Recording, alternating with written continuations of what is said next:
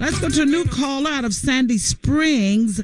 Linda, welcome to the conversation. Egberto Willies is our very special guest. Go right ahead with your question or comment. Hi, Wandalyn. Hi. Anybody that wants to know anything about the Ukraine, they can go to blackagendareport.com. They have an article, very in-depth article about what's happening. Thank you. Thank you so much for sharing, Linda. Thanks for that info. Yeah, stay healthy, stay connected, stay on point. Maggie out of Atlanta. Hi, welcome. Hey, I'm glad y'all talking about. I'm not upset with the military and people who've been. I'm a veteran. I came in the Vietnam War. I'm not. We got to understand. If you right, it's all about money. It's always going to be about money. Every 15 years, every 20 years, it ain't going to be Ukraine. It's going to be somebody else. So United States people in the United States need to wake up because they don't understand. A lot of things be happening in other countries that we don't know about. Is money, defense. They want to put more money in defense. So my thing is people forget. Years go by every 15 years, every 20 years. We're going to have a country that we're going to attack. We don't need them or we want some money or oil. People forgot about the Vietnam War. After that war, then people didn't realize Desert Storm and all that. The oil. We had a one-day war back in after the Vietnam War. Nobody didn't know nothing about it. They say war conflict because we were going to go over to the country. And then we start Desert Storm. They know what they going to do. They know who they going to attack later on in years. And that's if it's going to be, it's going to be another country. So my thing is that it's money. They don't care about us. It's about money. And who going to fight these wars? Poor. That's who's going to fight these wars. They chose the Republicans not going to go to war.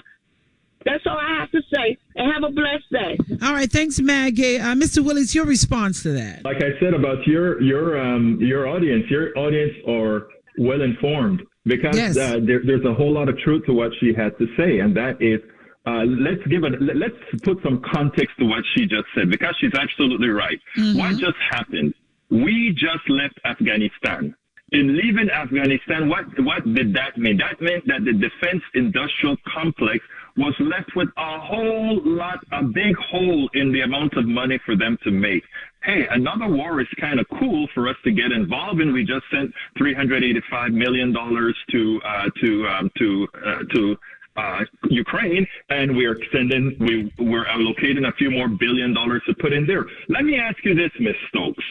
Imagine if we decided to call the poverty both in our barrios, our ghettos, our Appalachia, suppose we called that a war and invested the kind of money that always comes easy for war into those communities, into people. Wouldn't that make a whole lot more sense? A friend of mine or a listener to my show sent me an essay, and he said, why is America so quick in defending the democracy of Ukraine and so slow in defending the democracy of the United States? There in Atlanta, you have a senator that is running against a voting system that is currently stacked against him in Georgia. It's amazing that we don't open up the discussion that way as you are right here on your show.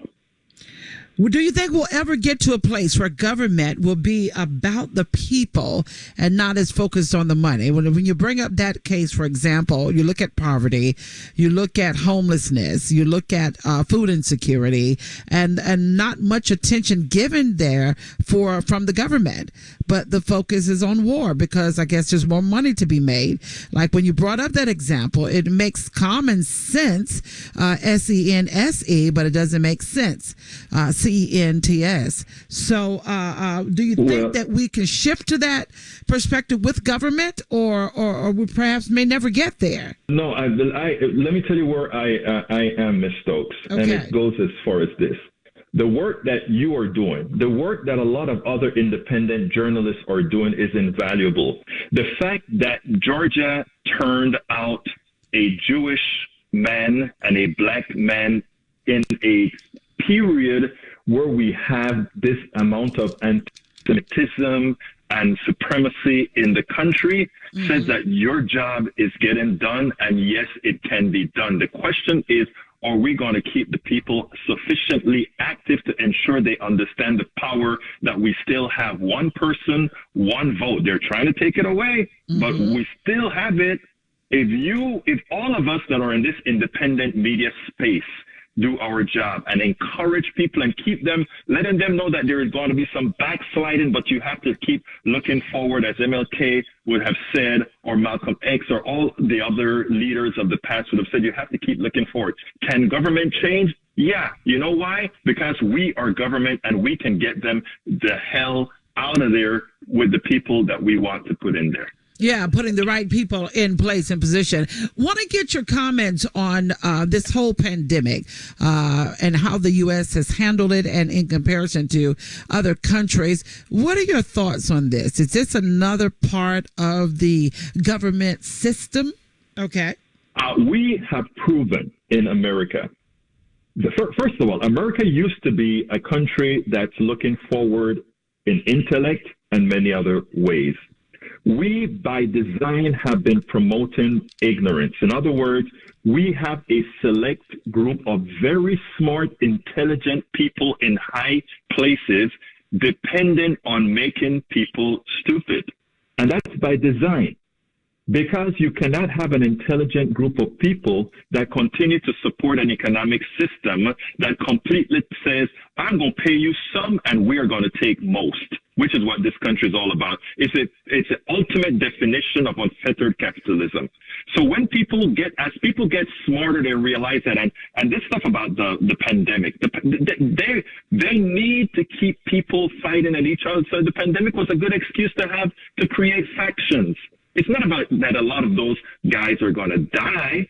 It's going to be about we are going to keep that permanent factionization so that these people don't get themselves smart among each other to eventually take over a system that they realize is not there for them, but to make a profit for a very select few of people who are invited into the system. It's not a meritocracy. You have to be invited into the system.